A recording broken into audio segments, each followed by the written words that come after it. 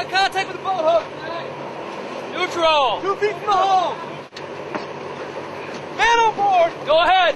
Over the last 2 days, we've been working with our partners from the Canadian Maritime Forces, both RCMP, Royal Canadian Mounted Police, and Canadian Coast Guard, SAR aspects, to conduct joint exercises to basically exercise our SAR system here. We're not only dealing with our partners in the U.S. Coast Guard, we're also dealing with other countries' agencies.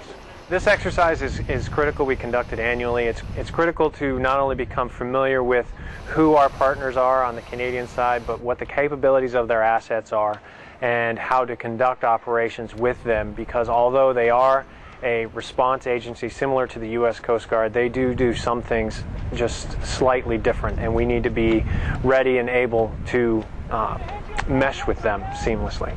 For the U.S. Coast Guard, Eastport is the northernmost response station for small boat response in the Coast Guard for the eastern coast. We border on Canada. Right across the way is Campobello. We border on New Brunswick. We are actually the nearest boat response unit.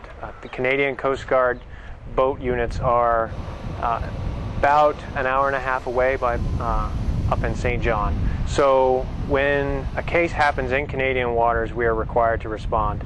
This is basically a good exercise of our SAR response in Canadian waters, both for familiarization and working with our Canadian partners. It's a great opportunity to bring the United States Coast Guard and Canadian Coast Guard together just to share information and get a more familiarization more than anything. We try to get down here at least once a year down to Eastport to do some exercises and some training with them. So this is our third straight year down here in the Canadian Coast Guard. We just love the opportunity to come down.